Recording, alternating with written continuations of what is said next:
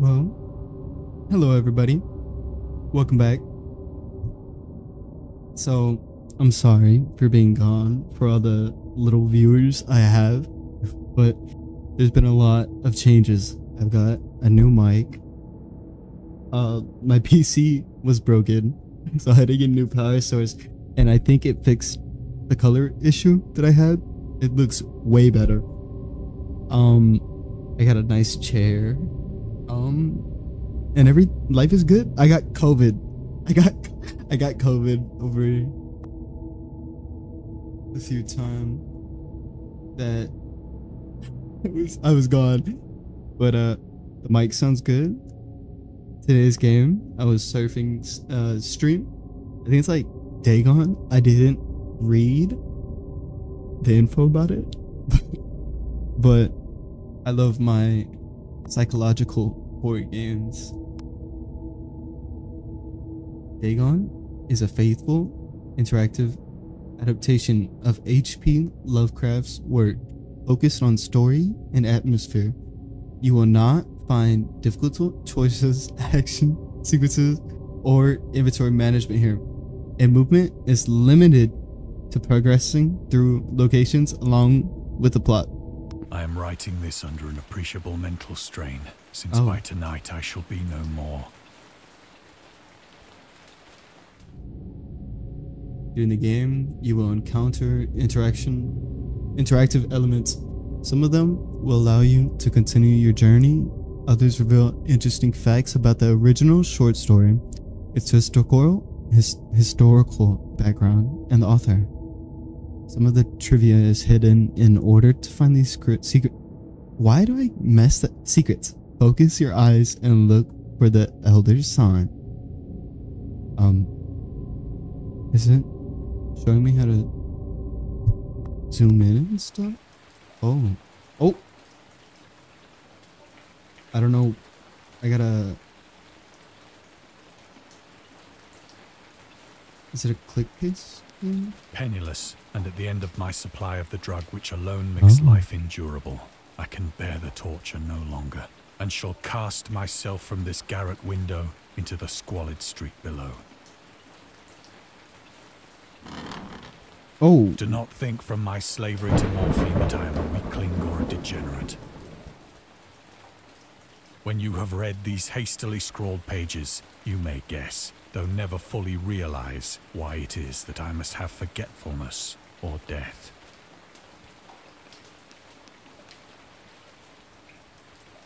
Well, okay. So it's a click paste.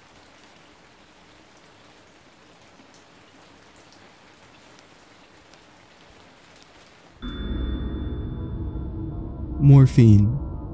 Morphine entered into use in the 19th century and was routinely administered to treat severe pain during the American Civil War, 1861 through 1865, and World War I, 1914 to 1918. It was also sold without restrictions until 1914. Morphine became more popular after the invention of the hydromorphic syringe around 1854. Frederick Supner, I'm so sorry for butchering that, who first isolated this substance, originally named it morphium after Morpheus, the Greek god associated with dreams.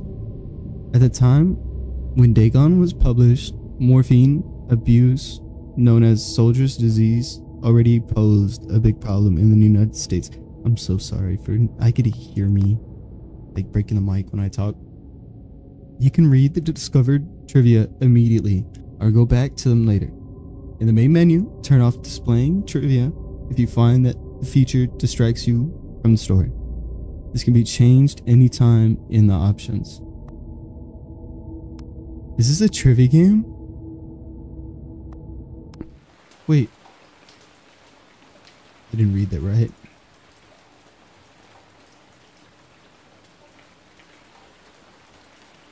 Okay. It was in one of the most open and least frequented parts of the broad Pacific that the packet of which I was supercargo fell a victim to the German sea raider.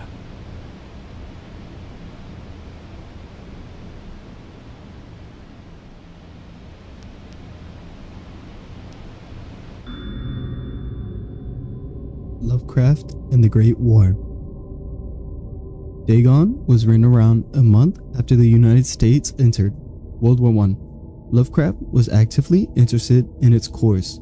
He composed many poems in which he gave encouragement to soldiers and commented on events unfolding in Europe.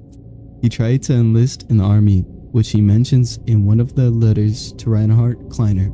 Some time ago, impressed by my entire uselessness in the world, I resolved to attempt enlistment despite my almost invalid condition. I argued that if I chose a regiment soon to depart for France, my sheer nervous force, which is not considerable, so sorry, conclusively and effectively dispose of me. Letters to Reinhard Kleiner, H.P. Lovecraft. But even though he passed with the physical exam, his mother prevented him from going to the war. She has threatened to go to any lengths, legal or otherwise, if I do not reveal all the ills which unfit me for the army, and Providence, hyphen times H.P. Lovecraft, S.D. Just. I'm that one kid in class that would take forever just to read a few sentences.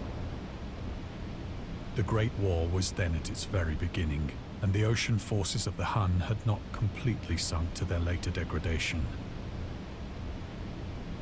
So that our vessel was made a legitimate prize, whilst we of her crew were treated with all the fairness and consideration due us as naval prisoners.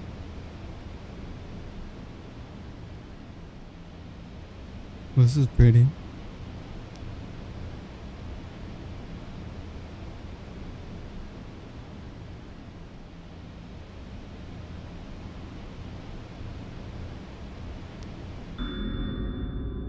The Huns. The Huns were Central Asian nomads who established a dominion in Europe and invaded the Roman Empire in the 15th century AD.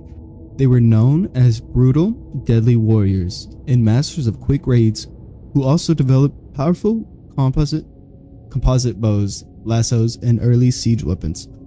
During World War I, the British used the word Hun as a synonym for Germans. Did I say synonym? Synonym. Synonym.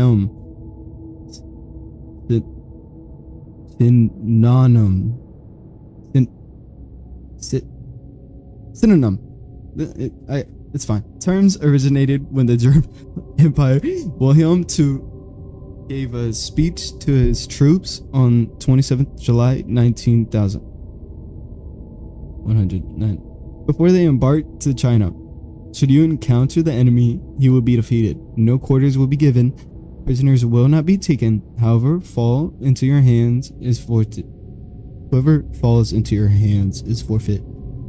Just as 1,000 years ago, the Huns under their king Attila made a name for themselves, one that even today makes them seem mighty in history and legend. May the name German be confirmed by you in such a way in China that no Chinese will ever again dare to look cross-eyed at a German. Their refusal to take prisoners was a clear breach of the laws and customs of war adopted during the First Hue Convention of 1899. Okay, we got some more criminals. Love it. Is this? So liberal, indeed, was the discipline of our cap. Oh, I'm so sorry. Oh, I just skipped Lord. I'm so sorry. Now there has to be something here.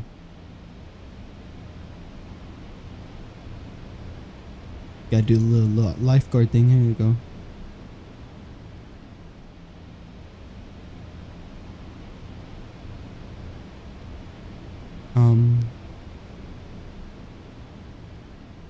Well, I don't see anything.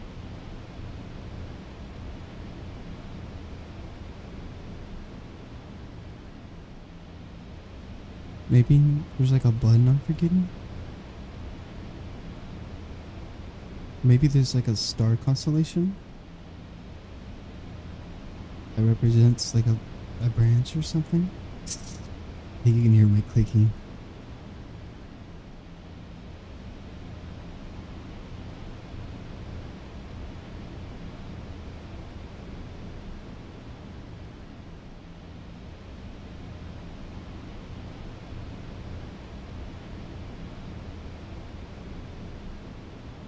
Gonna.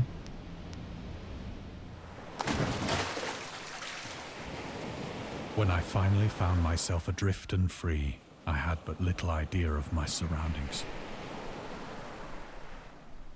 Never a competent navigator, I could only guess vaguely by the sun and stars that I was somewhat south of the equator. Of the longitude, I knew nothing, and no island or coastline was in sight.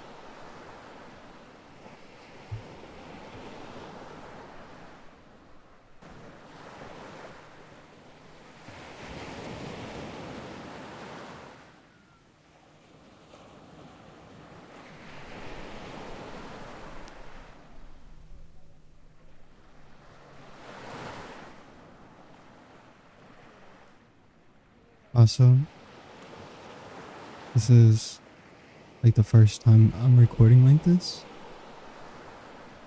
and I kind of messed with my like resolution in FPS, so I don't know how this video is gonna come out, but I'm not gonna dwell on it much because I'm like in a state of mind where I just feel good. So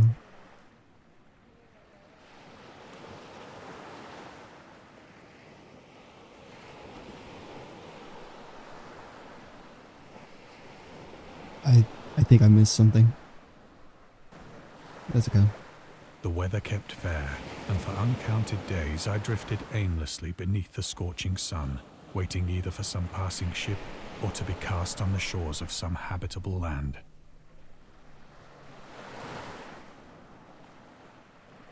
Okay, but why is this supposed to be the sun? It's just literally because there's the hue.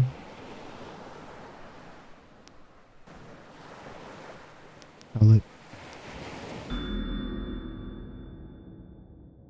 The return to short stories.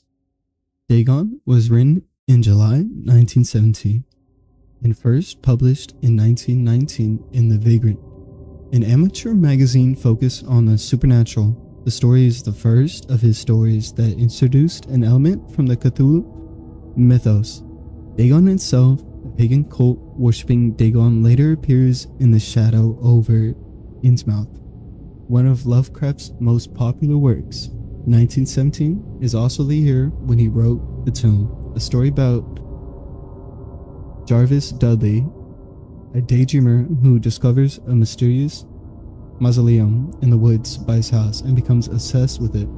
These two works mark Lovecraft's return to short story writing after he burned most of his attempts at the genre 9 years prior and decided to concentrate on poetry. Lovecraft stated that it was his friend, William Paul Cook, a literary publisher and critic who convinced him to start writing weird fictions again. Where am I getting these random no. Next. But neither ship nor land appeared, and I began to despair in my solitude upon the heaving vastness of unbroken blue.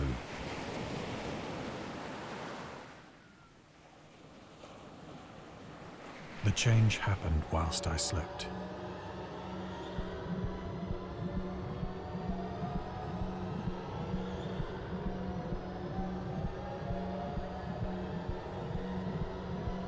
Its details I shall never know,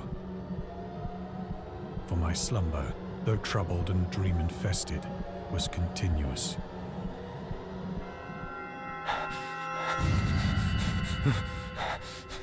Ew. Is that a crab fighting a squid?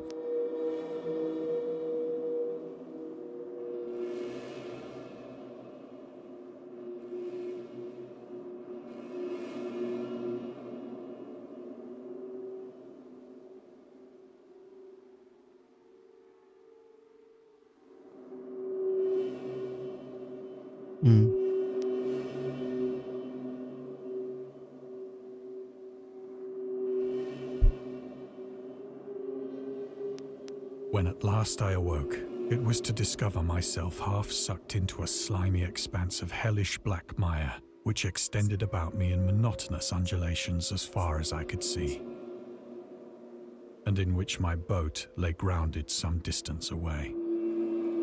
Though one might well imagine that my first sensation would be of wonder at so prodigious and unexpected a transformation of scenery, I was in reality more horrified than astonished. For there was in the air and in the rotting soil a sinister quality which chilled me to the very core.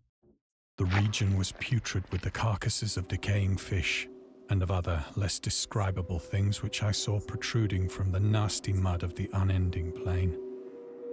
Perhaps I should not hope to convey in mere words the unutterable hideousness that can dwell in absolute silence and barren immensity. There was nothing within hearing and nothing in sight save a vast reach of black slime. Yet the very completeness of the stillness and the homogeneity of the landscape oppressed me with a nauseating fear. The sun was blazing down from a sky which seemed to me almost black in its cloudless cruelty, as though reflecting the inky marsh beneath my feet. It's pretty though. Hello. The origins of Dagon. Dagon seems to be inspired by Fishhead, a short novel by Urban S. Cobb about unnatural affinities between a hybrid idiot and the strange fish of an isolated lake. Supernatural horror in literature. H.P. Lovecraft, and Lovecraft's dream about a strange island emerging from the ocean and him crawling in the ooze that covered its surface. I dreamed that whole hideous crawl and can yet feel the ooze sucking me down. I dreamed that whole hideous crawl and can yet feel the ooze sucking me down. Is that English? Should I read that right? In defense of Dagon, H.P. Lovecraft. Lovecraft's interest in the topic stemmed from his aversion to fish and sea smells. In his own words, I have hated fish and feared the sea and everything connected with it since I was 2 years old, but I can't not recall what earlier experiences gave me such a profound and lasting aversion to the sea and seafood. The dweller in darkness. Sounds like I'm Lovecraft, 1920, Donald Wander. Sorry, that was a cough. I need water. Let's see.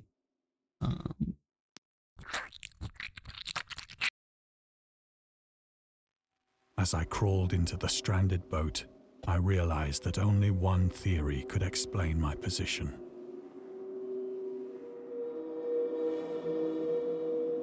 That wasn't water. What did I just drink? Oh, that was my grape cup.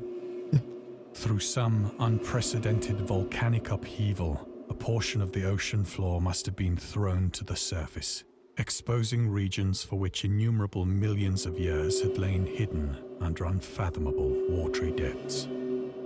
So great was the extent of the new land which had risen beneath me that I could not detect the faintest noise of the surging ocean, straining my ears as I might. Yeah, your vocabulary is too high for me. Fowl to prey upon the dead things.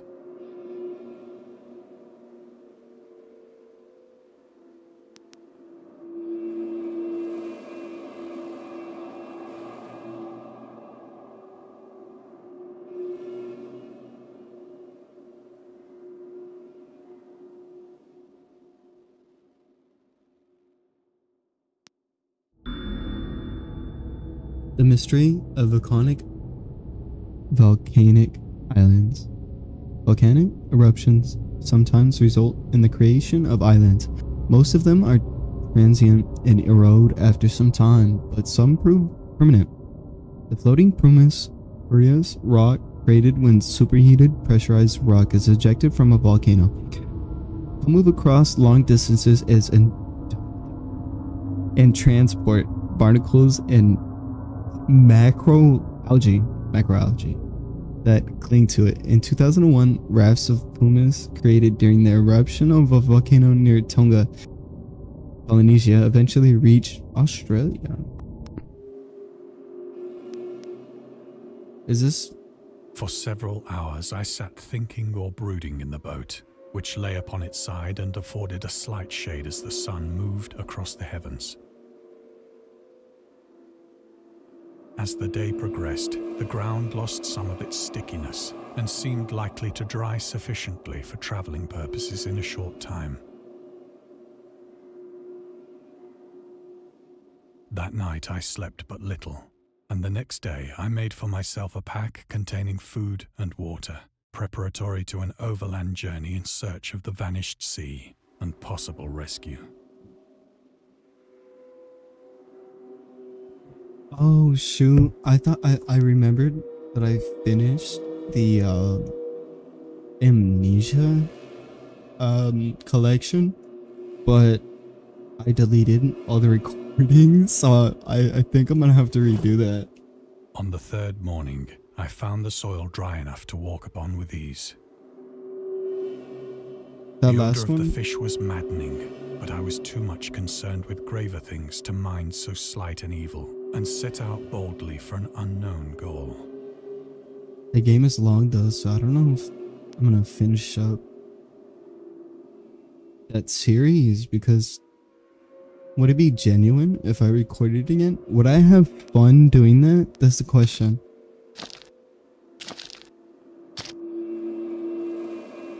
All day I forged steadily westward, guided by a faraway hummock which rose higher than any other elevation on the rolling desert.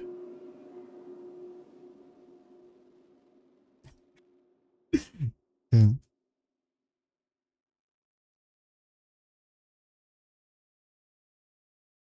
What is that? What? No, wait. What is this?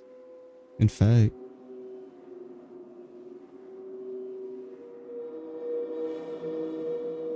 That's one big flashlight. I'm not gonna lie to you.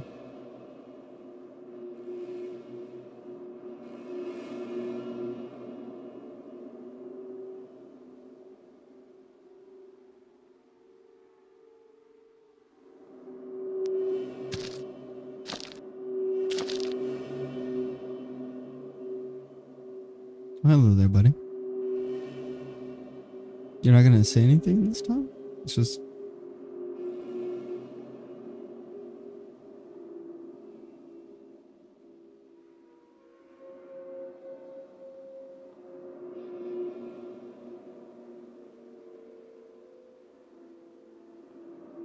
Well, okay then. That night, I encamped, and on the following day still travelled toward the hummock, though that object seemed scarcely nearer than when I had first espied it.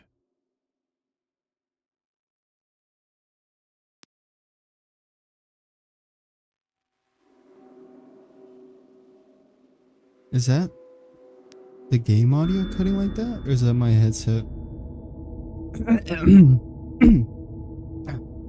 The Horrors of the Ocean. The creator of the Cthulhu mythos and the fictional underwater city of R'lyeh was convinced that life could not exist at the bottom of the ocean because the water pressure would make it uninhabitable. Today, we know that the darkest depths of the ocean are home to many peculiar organisms. The deepest dwelling fish we have discovered so far, the Mariana snailfish, can live about 8,000 meters, more than 26,000 feet below the ocean surface, in never-ending darkness and at hellishly crushing pressures hundreds of times stronger than those found at sea level. Upon glancing at the modern photos of deep-sea creatures such as the anglerfish and the fangtooth, or the viperfish, and their truly Lovecraftian characteristics, it's hard not to find some irony in this. Is there? I don't... What is that, a slug? Is that one of the fishes that they just mentioned? I don't know much about fishes, I'm gonna be honest with you. I don't like the sea. I hate saltwater. by the fourth evening, I attained the base of the mound, which turned out to be much higher than it had appeared from a distance. An intervening valley setting it out in sharper relief from the general surface. Too weary to ascend, I slept in the shadow of the hill. I know not why my dreams were so wild that night, but ere the waning and fantastically gibbous moon had risen far above the eastern plain, I was awake in a cold perspiration, determined to sleep no more. Such visions as I had experienced were too much for me to endure again. And in the glow of the moon I saw how unwise I had been to travel by day. Without the glare of the parching sun, my journey would have cost me less energy. Indeed, I now felt quite able to perform the ascent which had deterred me at sunset. Picking up my pack, I started for the crest of the eminence.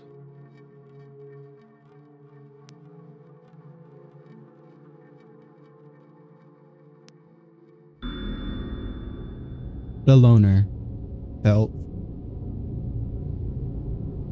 Contrary to popular opinion, hold up, I gotta fix my mic.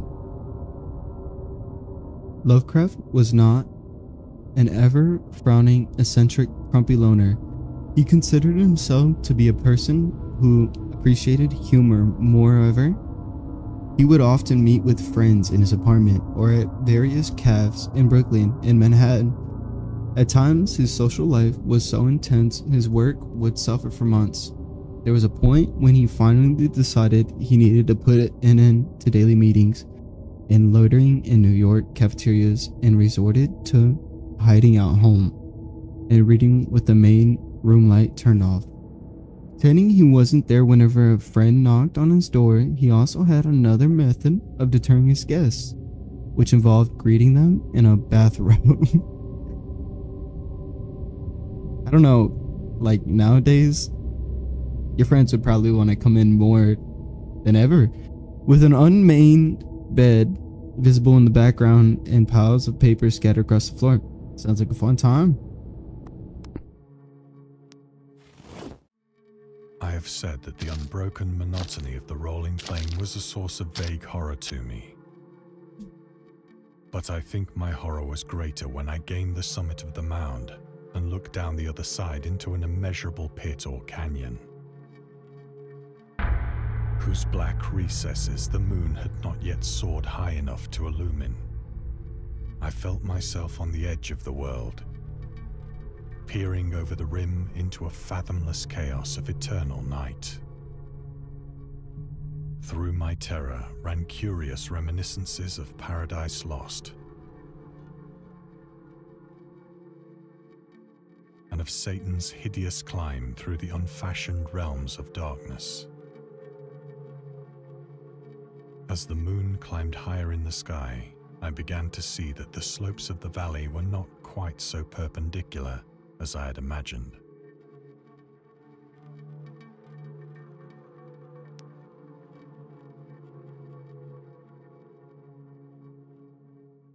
Y'all see a tree anywhere?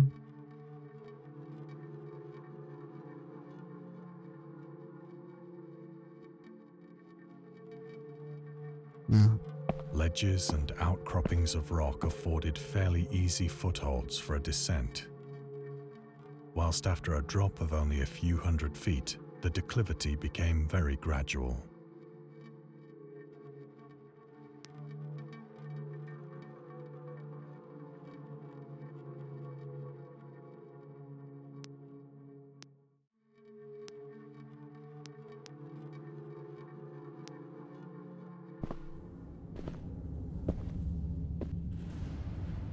Urged on by an impulse which I cannot definitely analyze, I scrambled with difficulty down the rocks and stood on the gentler slope beneath, gazing into the Stygian deeps where no light had yet penetrated. Sorry, All at I was once, unplugging my mouse. attention was captured by a vast and singular object on the opposite slope, which rose steeply about 100 yards ahead of me. an object that gleamed whitely in the newly bestowed rays of the ascending moon. Like a monolith? That's what we're talking about right there.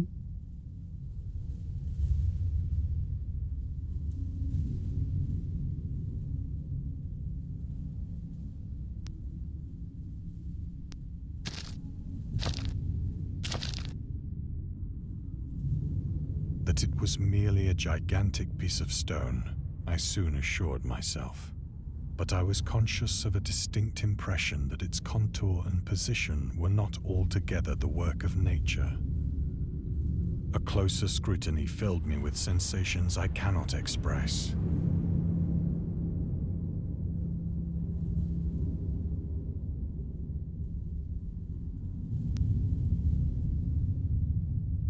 For despite its enormous magnitude, and its position in an abyss which had yawned at the bottom of the sea since the world was young,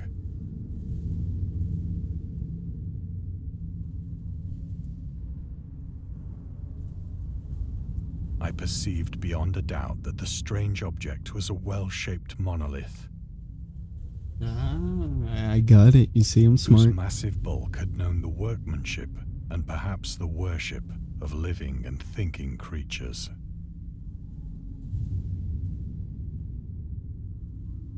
Dazed and frightened, yet not without a certain thrill of the scientist's or archaeologist's delight, I examined my surroundings more closely.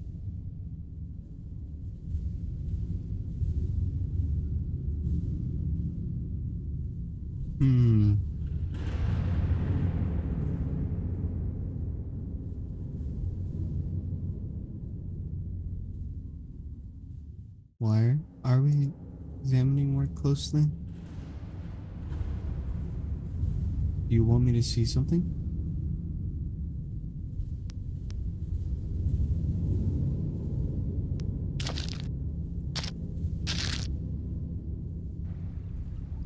The moon, now near the zenith, shone weirdly and vividly above the towering steeps that hemmed in the chasm, and revealed the fact that a far-flung body of water flowed at the bottom, winding out of sight in both directions and almost lapping my feet as I stood on the slope. Across the chasm, the wavelets washed the base of the Cyclopean monolith.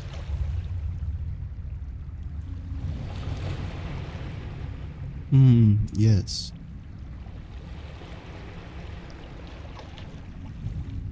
Now this is a quality lagoon, if I've ever seen one.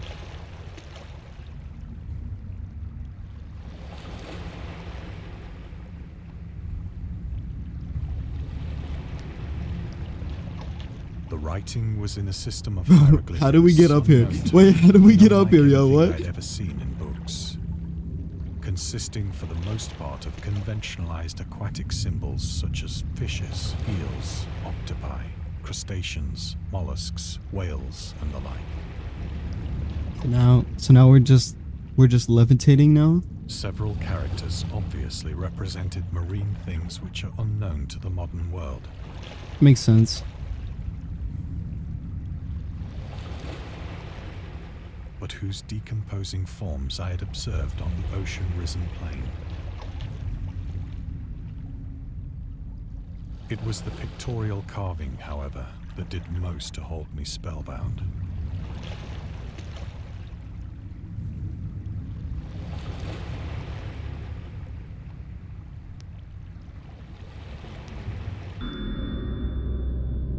Storytelling methods. Dagon contains many themes and storytelling methods that Lovecraft developed in his later work, such as telling the story through carvings at the mountains of the Manas, the nameless city, journals and characters' notes, the shadow out of time, the haunter of the dark, islands emerging from the ocean, the call of Cthulhu, or fictional beings and deities based on real events and mythologies. Miko in the Whisper in Darkness. It's also considered the origin of the popular Cthulhu mythos. Some Lovecraft's other stories also conclude in a manner similar to Dagon, but let's skip the details in order not to spoil the ending.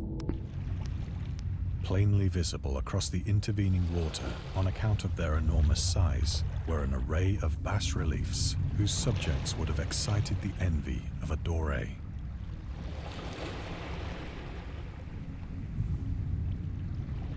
I think that these things were supposed to depict men, at least a certain sort of men. Like me. Though the creatures were shown disporting like fishes in the waters of some marine grotto, or paying homage at some monolithic shrine which appeared to be under the waves as well. What are those called? Coursers? I think it's from Subnautica course. I need to play Subnautica. Oh my god, I want to play Subnautica. Of their faces and forms I dare not speak in detail, for the mere remembrance makes me grow faint. Grotesque beyond the imagination of a Poe or a Bulwer. They were damnably human in general outline, despite webbed hands and feet, shockingly wide and flabby lips. But why are you roasting for Glassy, it? Just bulging eyes, and other features less pleasant to recall. what a dick. Curiously enough, they seem to have been chiseled badly out of proportion with their scenic background. For one of the creatures was shown in the act of killing a whale, represented as but little larger than himself. I remarked, as I say, their grotesqueness and strange size. That's one sexy mermaid, if I've ever seen one. Look at it. I'd jump into the ocean for that. But in a moment decided that they were merely the imaginary gods of some primitive fishing or seafaring tribe. Oh, that's a god? Some tribe whose last descendant had perished eras before the first ancestor of the Piltdown or Neanderthal man was born. God, no. Piltdown man. Lovecraft would often use the latest scientific discoveries as inspiration for his works. He would even update his stories at this last moment in order to make sure they reflected the latest breakthroughs. Unfortunately, this method was not without its flaws. After Lovecraft's death, the Piltdown man discovery mentioned in Dagon turned out to be a philanthropological fraud.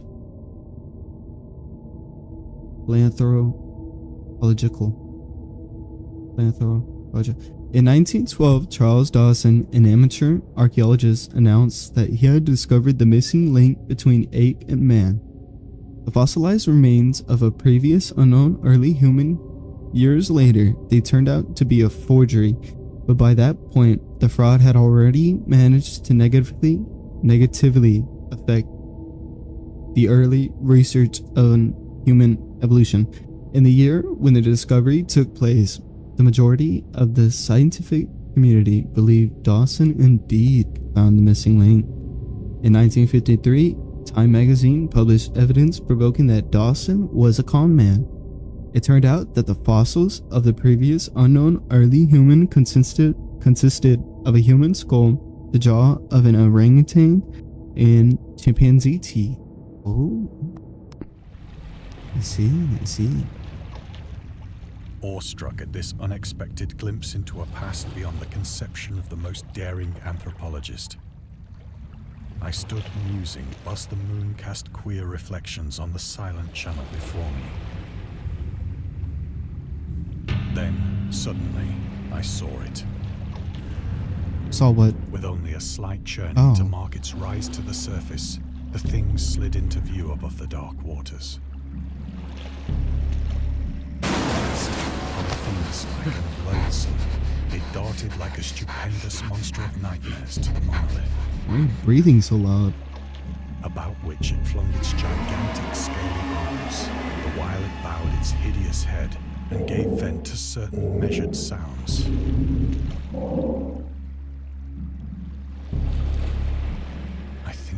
mad then.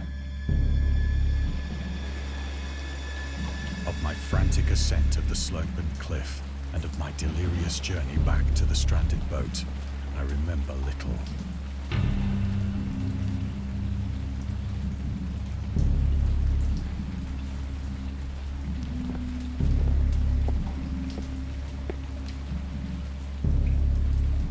I believe I sang a great deal and laughed oddly when I was unable to sing. We love a schizophrenic. Aren't we all schizos? Down below, I guess.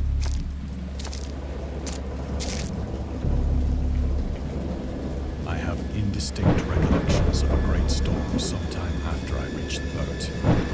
At any rate, I know that I heard pearls of thunder and other tones which nature utters only in her wildest moods.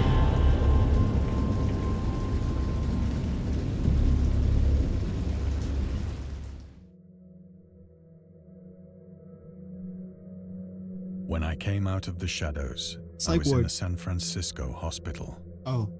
Brought thither by the captain of the American ship which had picked up my boat in mid-ocean.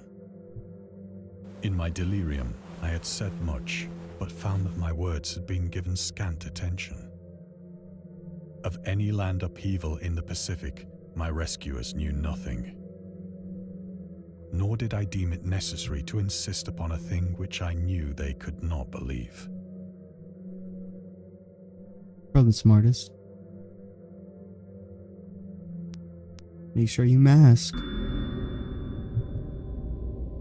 The journalist.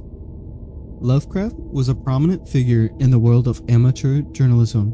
In 1915, he started publishing his own journal called The Conservative, which included political and social commentary, poetry, short stories, and literacy criticism written by him and other authors. Howard was a skilled wordsmith, but he also took criticism to heart, which resulted in his decision to step away from writing poetry and concentrate on weird fiction again. For the first time since his teenage years, Dagon, published in 1919, is one of the short stories written during that period. In this example, excerpt from The Conservative, the master of horror fiction explains his attitude toward warfare and the idea of world peace. Why any sane human being can believe in the possibility of universal peace is more than the conservative can fathom. Should the entire civilized world agree simultaneously to disarm one or more nations, would undoubtedly retain secret armaments and at the proper time take advantage of their more altruistic and less astute contemporaries in a wild career of conquest against unarmed humans. No country is or ever can be above warfare until the basic impulses of the human animal shall have miraculously changed. My bad. I'm really bad at it. You know what? Every time I play a game, I get just a little better at reading. You gotta admit. Once I sought out a celebrated ethnologist. Together, as this goes on, I'm just gonna get better and better. Hopefully, the channel gets better. And amused him with peculiar questions regarding the ancient Philistine legend of Dagon, the fish god. I really just do this for fun. I'm not a very social person. Here we go. Dagon was a main deity of the Philistines worshipped throughout the Middle East as the ancient god of fertility and crops. In Hebrew, the word Dagon was a common noun for grain. The rulers of Akkad, Mesopotamia, chose him as the patron saint of their war conquests. He also appeared as the judge of the dead in the Assyrian poem and an underworld prison warder in one of the Babylon's texts. He is often mistakenly taken for a fish god due to the wrong interpretations of his name, as in Hebrew the word dag means fish. In H.P. Lovecraft's works, Dagon is an underwater deity ruling over the deep one as a humanoid race with such traits that resides in the ocean. He is worshipped by a secret cult called the Historic Order of Dagon. Oh, well, what a beautiful place we have here.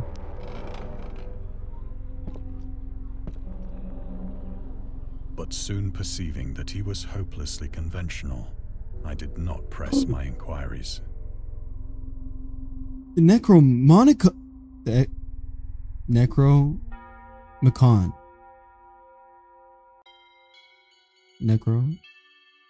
No, Comic-Con.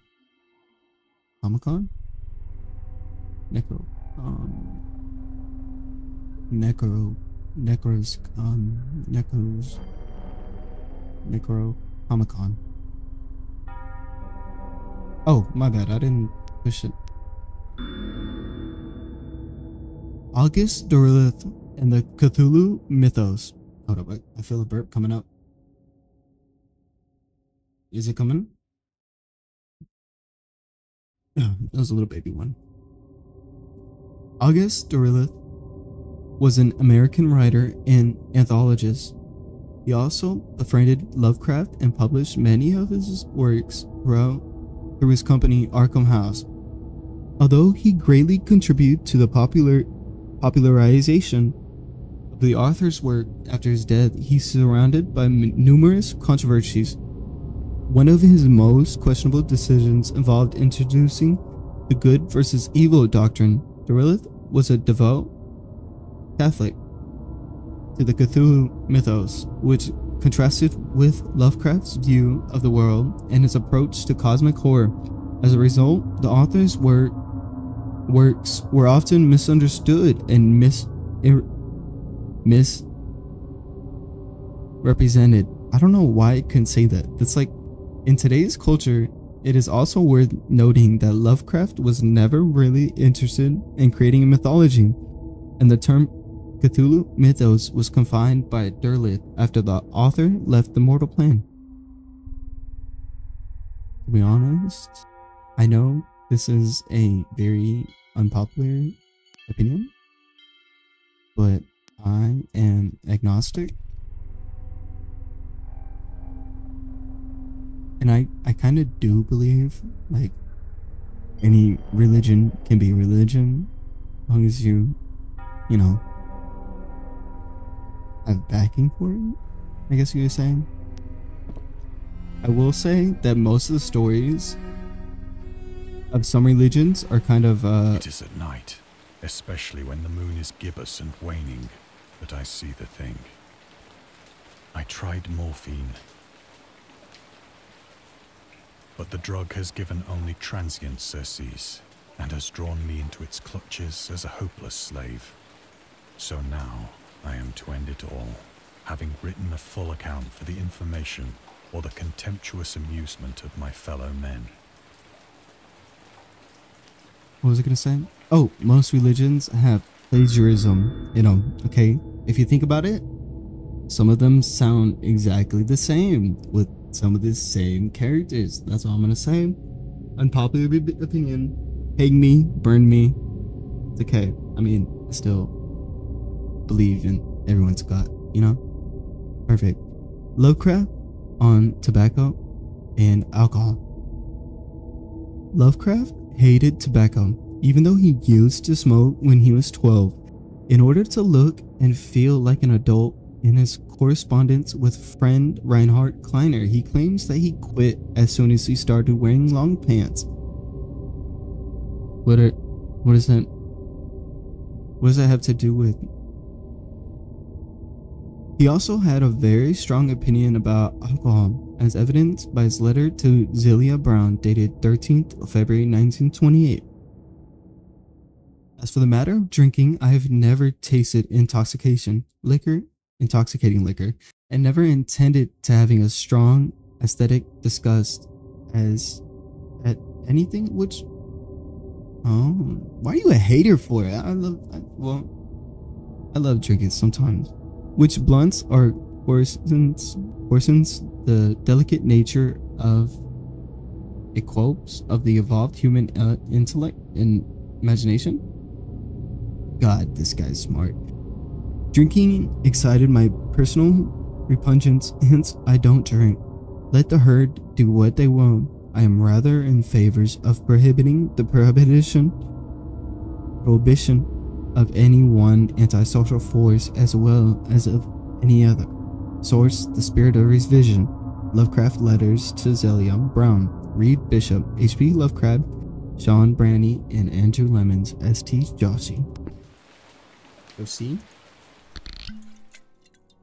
Often, I ask myself if it could not all have been a pure phantasm. A mere freak of fever as I lay sun-stricken and raving in the open boat after my escape from the German man-of-war. This I ask myself, but ever does there come before me a hideously vivid vision in reply. I cannot think of the deep sea without shuddering at the nameless things that may at this very moment be crawling and floundering on its slimy bed, worshipping their ancient stone idols and carving their own detestable likenesses on submarine obelisks of water-soaked granite. I dream of a day when they may rise above the billows to drag down into their reeking talons the remnants of puny, war-exhausted mankind. Of a day when the land shall sink and the dark ocean shall ascend amidst universal pandemonium. Talk about controversial.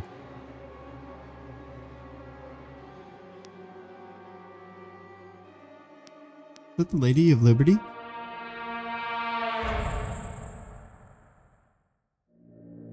The end is near. Ooh.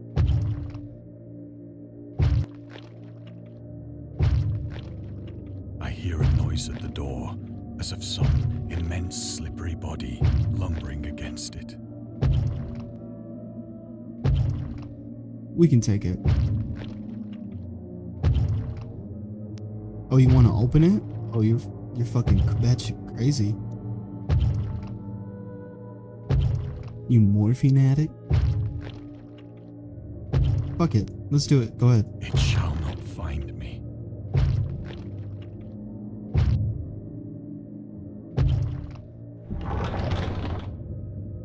Well, I think I found you.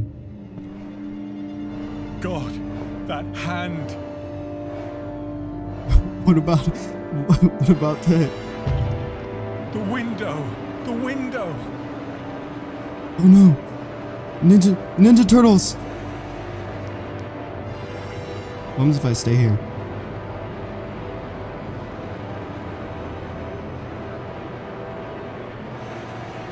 Nothing?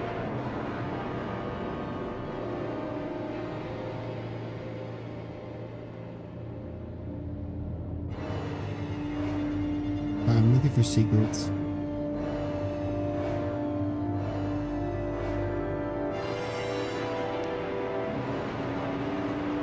Okay, let's go.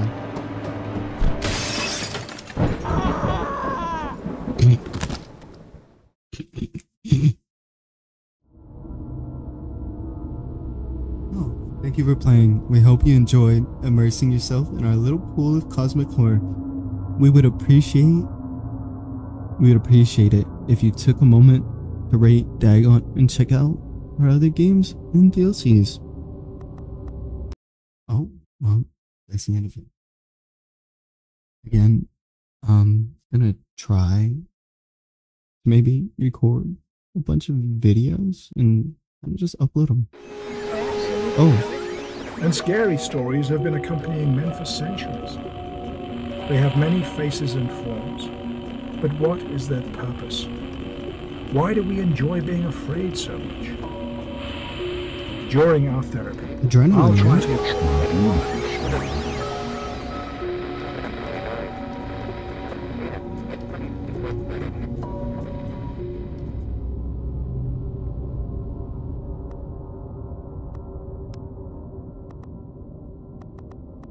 I missed 1, 2, 3, 4, 5, 6.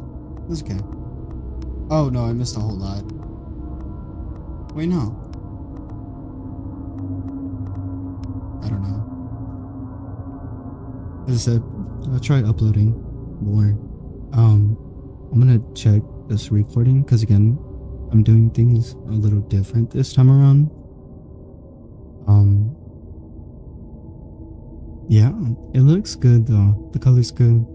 My voice sounds normal. Yeah, I'm feeling good. And thank you for watching this 30-minute video. It was pretty good. I loved the scenery. And I had a nice time yapping. I'll see you in the next video. Bye bye.